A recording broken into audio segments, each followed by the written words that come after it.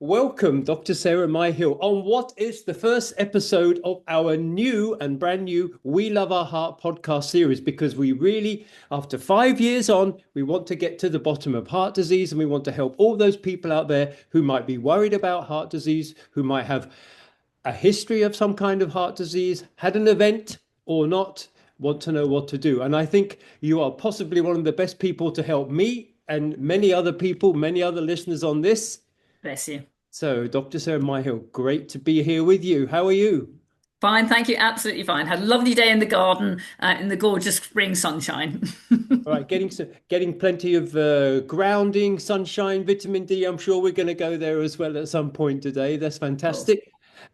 So the first thing is, the listeners might know something a little bit about my history, and I will introduce you. But just tell me, why are we here today? What's your background? What brings you to me today, or what brings Okay. me to you Okay. even? Well, I'm a conventionally trained doctor. I qualified in 1981. I worked for 20 years in the NHS, and I left the NHS because I realized I didn't have the clinical freedoms that I needed to be a good doctor. Ah, And conventional medicine has been increasingly usurped by big pharma, and all big pharma want to do is sell lots of drugs. And drugs, of course, do not address root causes of problems. It's simply symptom suppression. So in 2000, I went independent, and so I call myself a naturopathic physician. And the only difference is I'm asking the question why. I want to know why people have their heart disease. And the fact of the matter is, heart disease is a recent phenomenon.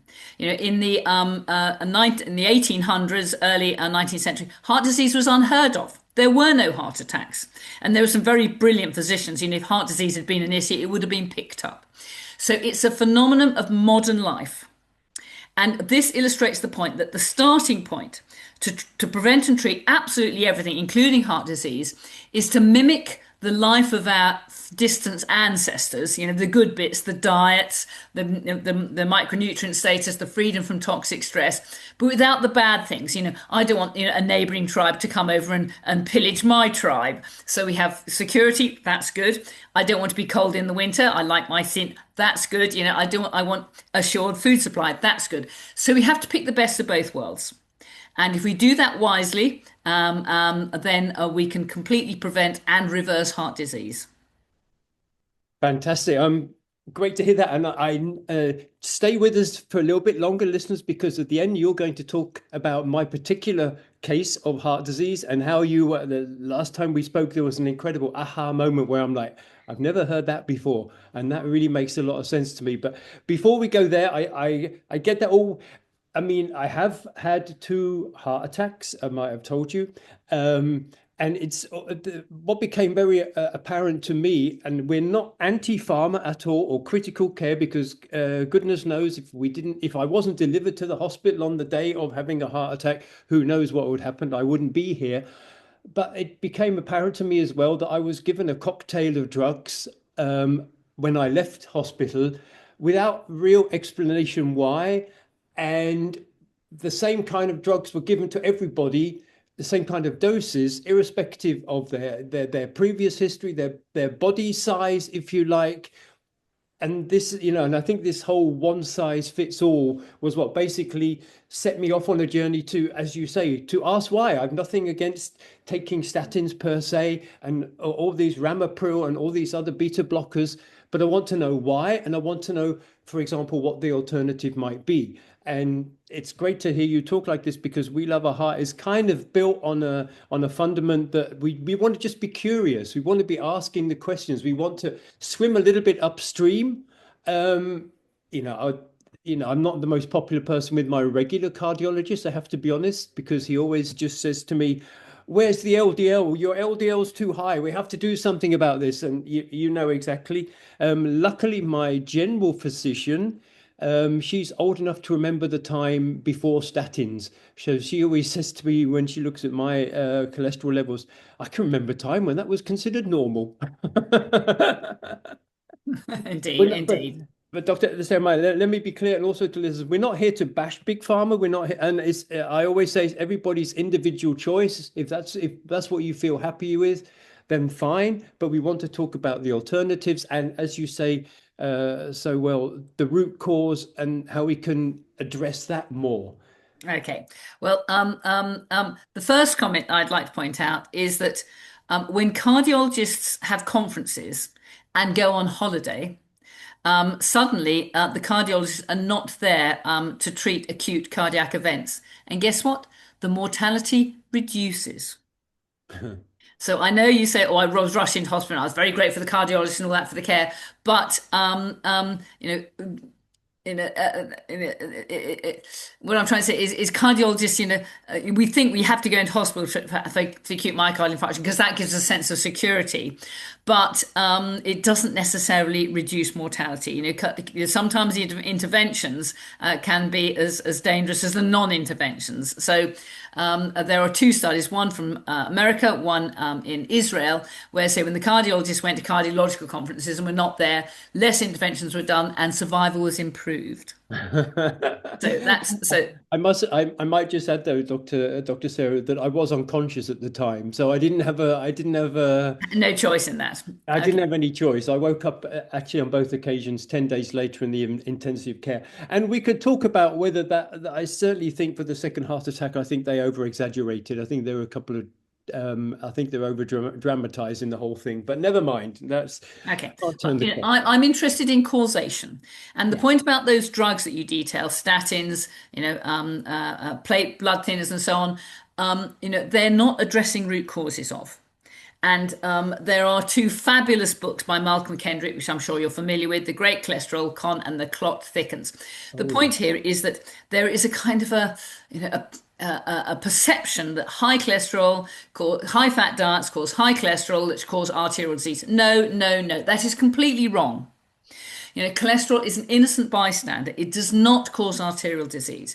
What causes arterial disease is sticky blood, high blood pressure, because high blood pressure causes turbulence within the arteries, and the turbulence damages the lining of the artery, and that then has to be repaired, and that is done by a clotting mechanism. So just like if we damage our skin, and we get what happens, the body forms a clot. It throws down platelets and fibrin to heal and repair the damage there, and then that reforms.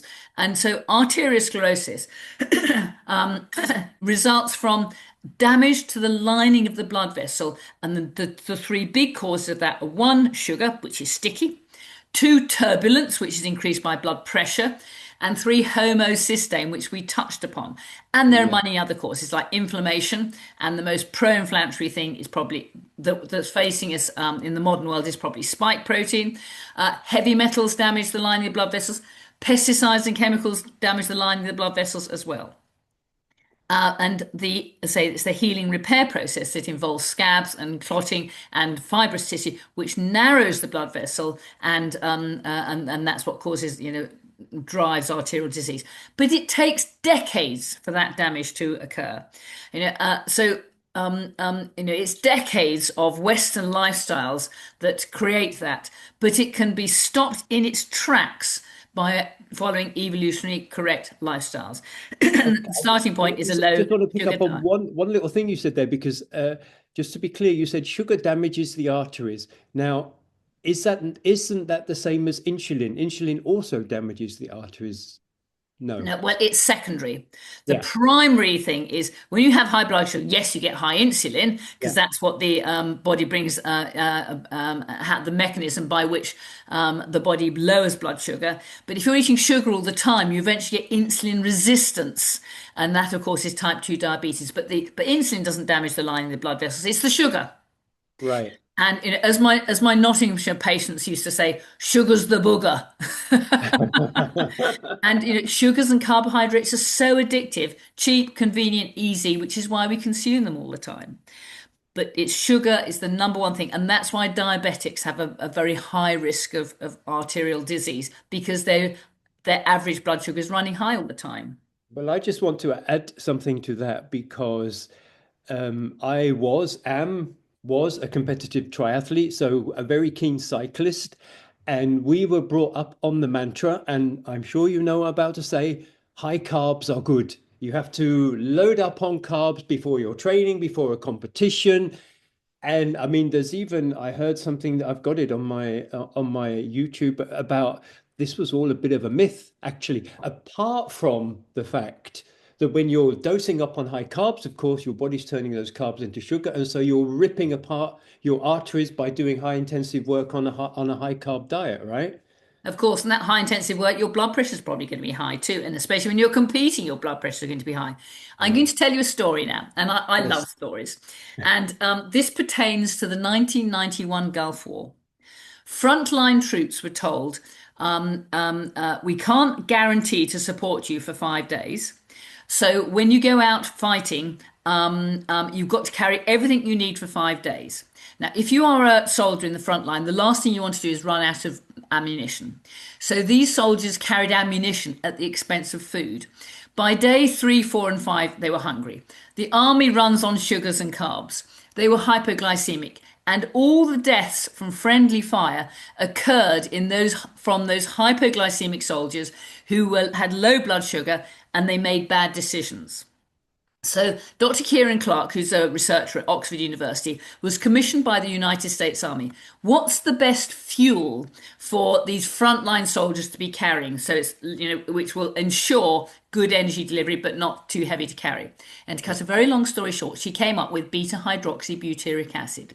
Now, beta hydroxybutyric acid is the ketones that we get when we are in fat burning mode. So she isolated beta hydroxybutyric acid and she tested it on elite athletes, the Olympic triathletes, runners, cyclists, and these top athletes are extraordinarily motivated. They push themselves to their limits. And what was so interesting is when she gave them, it was 80 mils 3 times a day. Apparently it tasted disgusting.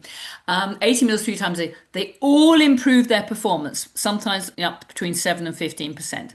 Many of them improved their personal bests. So what this tells us is that the best fuel for endurance work is actually ketones. Huh. There's a guy called Mark. Oh gosh, it won't come to his head. It's coming to my head in a moment. Who is an American runner who is a keto adapted athlete. And he holds the record for the furthest distance run in 24 hours. He ran 172 miles. Wow. And he had no food during that time. Yes, he needed electrolytes, he needed water, but he was running on ketones. And, so we can fuel our body from the fat sources that we have within us. And that is the preferred fuel. You don't spike your blood sugar. You certainly don't damage your arteries. And it's the preferred source of energy. Now, the endurance runners who are running on sugars and carbohydrates, if they don't eat, they hit a wall at 17 or 18 miles, and because they run out of fuel, they have to eat regularly. Now, Yeah. primitive man was an endurance hunter. He ran down, or she ran down the prey. They couldn't stop and have a snack halfway along. That would have been the end of their hunt. They were in ketosis. So for endurance athletes, you function best running in ketosis. Yes, for the power athletes, I would, if I had a sprinter or a weightlifter or a high jumper, I would train them on a ketogenic diet and then maybe carb load before a competition to give them that extra zip. But certainly that massive carb loading is bad news for arteries, combined with the high blood pressure. No wonder it damages arteries. And I see some of those top athletes, they might be fit, but they're not healthy. And you, Mark, are a wonderful example of that. Sorry about that. Thank you. Well, interesting enough, I mean, I have switched my diet since my heart attacks to very much low carb, high fat. We'll talk a little bit more about ketosis, but it's also very interesting. Whereas before I used to, do the classic bowls of pasta before going out for a ride, and but now I'm not at the same level, obviously, because I have had some damage on my heart, but nevertheless, I can ride quite effectively on an omelette for breakfast, or even before breakfast, before having anything, because my body has taken that transition to burning fats rather than burning carbs. And I wanted to add that it's a very interesting evolutionary thing as well. Maybe not that many people know it, but we used to succeed with our prey because we were able to as you say, endurance chased them for a long, long time, and many animals could not sweat. So we were running through the jungle, sweating on in ketosis, like you say, and like dogs, lions, whatever mammoths, they can only sweat through their paws or their tongues and things like this. And so eventually they would be exhausted from running for so long, and that's when we'd nab them. So it's yeah, I'm completely into the whole paleo sort of thing, and ketosis as well. And let's just talk a little bit more about ketosis before we're moving on. One of the things I'm going to mention, and it'd be no surprise to you, is the effectiveness of a sardine diet, and in as a way of fasting with but being still able to eat. I'm sure you're pretty familiar with this now. It was quite a thing to trend recently. Well, I mean, that's the next step. Again, fasting or time restricted eating is evolutionary correct. Did primitive man get 3 meals a day? I don't think so. He fasted and he feasted. So we should mimic that. And time restricted eating is vital for normal physiology. And the reason for that is after 16 hours of fasting, that switches on autophagy or autophagy or self-eating. And it's the equivalent of a spring clean. So we're constantly damaging ourselves through normal metabolism. We're constantly producing cancer cells just as a result of normal metabolism. In fact, we produce about 10,000 DNA mutations every second just from normal metabolism. And that produces free radicals, which are unstable. They damage the body, and during autophagy, we mop up. The immune system goes around and mops up all those damaged proteins, those damaged molecules, and gives it a good clean. So fasting is very helpful for good health. We damage ourselves by day, and we heal and repair by night. And autophagy is an essential part of that. So I'm very happy to hear that you do time restricted eating. That will be very helpful. And some people do longer fasts, and that's fine too. What I tend to do is I time restrict eat, have all my food within a 6 hour window. Once a week, I just have 1 meal a day. And then every 3 months, I do a 3-day fast. Now, when you're in ketosis, it's easy. I might feel a bit, I feel like something to eat. But if I ask myself, is the brain working well? Guess what? Yes, it is. Is the body working well? Guess what it is? Now, the point about the sardines is that satisfies our protein appetite, because we crave food for many reasons, but one is we have a protein appetite. We have to eat a certain amount of protein every day to be well. We can't store protein in the body. Now, if you give people a high protein diet, it actually switches off their hunger. It's called protein leverage, and there are fascinating experiments which have been done on insects, small mammals, larger mammals. If you feed them a normal protein diet, they eat a normal amount of calories. If you feed them a low protein diet, they go on eating until they satisfy their protein requirement and end up overeating and getting fat. But by contrast, if you give them a high protein diet, it satisfies their protein appetite. They eat less and they tend to lose weight. So the sardine diet is a way of satisfying the appetite without spiking your blood sugar, making it easier to fast and, if necessary, lose weight. So I get it, and that was, of course, why the Atkins diet was so popular. Again, it was a ketogenic diet, but it was high protein. The appetite was satisfied, and people lost weight. And guess what? That is a lot safer than those wretched, Ozempic and Mounjaro drugs, Yeah. which are absolutely, they work in the short term, but as soon as you stop them, the weight goes back on again, and they mess up the metabolism. Something awful. They are an absolute disaster, and we will see. I confidently predict we will see deaths from people taking those drugs. I absolutely agree, but that's a particular rabbit hole I don't want to go down now. I will just say one thing, that the thing is that it's easy to get people on Ozempic, but there's very few protocols to get people safely off, and Can't. that's the trouble. And actually, I was going to go back to the hunger issue, because I was talking to a friend of mine. He's recently been told type 2 diabetic. It was never a surprise to me, given the size of him and his lifestyle. But I was suggesting to him that he should do the sardine diet or something similar. And then he said to me, yeah, but Mark, but after every few hours, my tummy rumbles and I can't resist it. And I'm like, well, your tummy rumbling is actually the start of your stomach cleaning itself. So it shouldn't be considered a bad thing. It should be considered a good thing, like you, as you say. And there's one other thing that you mentioned there, which I'm also very keen on, and we'll talk a lot more about this, or certainly in the series we'll be talking a lot more about this, and that's how important sleep is. Because the thing that I've learned, or the biggest thing that I've learned from the last 5 years or so, is that sleep is not rest time. Sleep is healing time. Sleep is the time your body has to, as you say, to clean itself out and to heal. And I strongly believe, and I hope you back me up on this, that your body will heal itself if you give it the right ingredients and the right conditions. Absolutely. Totally agree, totally concur. Sleep is absolutely vital. In fact, there is no life form that doesn't sleep, that doesn't shut down its biochemistry for that business of healing and repair. One thing that's often intrigued me is how do sea mammals sleep? Because, if a dolphin went to sleep, it would drown. And what they do is they shut down one half of their brain, and then they shut down the other half of their brain, so they still sleep without drowning.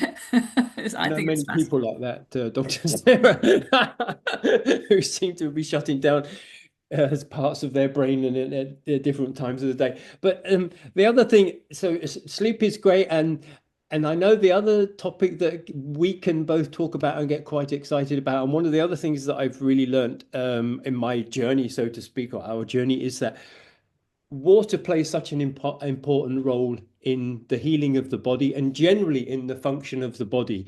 And one thing as well that I've learned, and I would like to impress upon the listeners, water is not water. Water is not created equal.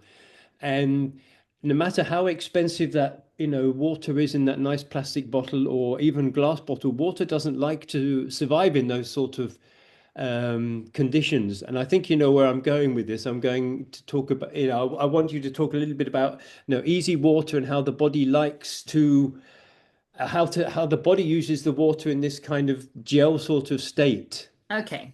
Are you Well, with me? yeah, you're absolutely right. Water is vital to our body, and if you tot up all the molecules in every single molecule in the body, we are 99% water molecules. Oh, There's an awful lot of it. And water we know exists in three forms: as a solid, which we call ice, as a liquid, which we drink, and as a gas. But against the surface, against the cell membrane, against a protein, against the mitochondrial membrane, against the lining of blood vessels, against any surface in the body, it organizes itself into a hexagonal honeycomb-like structure, which has structure. It has solidity about it. And if you tot up all the charges involved in creating that honeycomb structure, it doesn't add up. You find there are too many protons. And so what that means is that this honeycomb structure is a very tight structure. The protons are excluded, leaving behind electrons. So what this means in practice is every surface in the body is negatively charged. And just like the maglev railways in China, which are run in a frictionless way, all surfaces in the body move in a frictionless way. And water holds molecules that generate energy in just the right three-dimensional position for efficient energy generation. So having good quality exclusion zone water, as it's called, or fourth phase water, as it's also called, is essential for normal physiology. And I think of this in terms of friction. Having good quality exclusion zone water reduces the friction in the system at all levels. It reduces the mechanical friction. So, I can move my arms around like that, and then it's not like bits of sandpaper scrunching across each other. It's the exclusion zone water that allows that to happen. And that, of course, explains why athletes have to warm up in order to function at peak performance, because heat is essential for good quality exclusion zone water. It also explains why why mitochondria can work efficiently, because the enzymes responsible for energy generation have to be in a very precise three-dimensional configuration to function normally. And by precise, I mean within an angstrom of accuracy, which is the width of an atom. and exclusion zone water allows that to happen. So it's essential for reducing mechanical friction, for reducing biochemical friction, for reducing immunological friction, and probably much more. So the question is, what do we need for good quality exclusion zone water? Well, obviously we need clean water. That's a give. We need fat because we need good quality membranes to hold that EZ water in precisely the right three-dimensional shape. We need heat, and the body normal body core temperature should lie between 36.9 and 37.4 degrees centigrade. Many people run cold because they have poor mitochondrial function, underactive thyroid, wrong fuel in the tank or whatever. And there are some things which massively improve the quality of exclusion zone water. And the two top of the pops are magnesium and sulfate. And guess what? We are all deficient in magnesium and we are all deficient in sulfate. So, and to absorb magnesium, we need vitamin D, back to sunshine. And sulfate, we can get sulfate from Epsom salt baths. But one of my favorite multitasking tools is MSM, methyl sulfonyl methane. And it has a multiplicity of beneficial actions. Aside from improving the quality of exclusion zone water, it's good for detoxing heavy metals. We know it's protective against cancer. It's a good antioxidant. It's essential raw material for healing and repair our gut, our connective tissues, and much more. So, as well as being protective against heart disease. So it's a great multitasking tool that arguably we should all take. Of course, the best way to get sulfur group is to eat meat. A meat-heavy diet, meat, fish and eggs are rich in sulfate. And this is one of the mechanisms by which a carnivore diet is often very helpful for people with any number of pathologies. It's a great starting point to prevent and reverse disease. So yes, exclusion zone water is essential. And my guess, and this is only a guess, but it is biologically plausible, that inflammation and exclusion zone water are the same thing. Ooh. Because inflammation, I think, represents immunological friction in the system. And where there's inflammation, we know there is damage to tissues. Inflammation drives pathologies from cancer, heart disease, and dementia. Now, I've just put a 3-hour lecture into 5 minutes, so you might find some holes in my head's argument. spinning a bit because we're pulling together all these little dots and we're creating this wonderful picture. And I'm so excited about this. You can't believe, actually. But I just want to quickly swing back to we've closed the circle a little bit because you talked about fourth phase water, easy water, and how it carries a negative charge. And we talked right at the beginning about the mechanism of clotting, and that's where the the red blood cells come together and form a clump. And that occurs when you lose exclusion zone water. And that's what I was about to say. The best way that you can prevent that, or one of the ways physically or electromechanically, however you call it, is to have your endothelium layer slightly negative and your red blood cells slightly negative, and then they will repel each other, and then that problem is... But there's a balance to be struck here, because if the lining of the artery is damaged, then it must be repaired as a matter of urgency. Because if the lining of that artery is damaged and the black blood vessel leaks, then you have a hemorrhage and you bleed to death very quickly. Right. So there is a balancing act to be had here. Yes, we need exclusion zone water for frictionless movement of blood.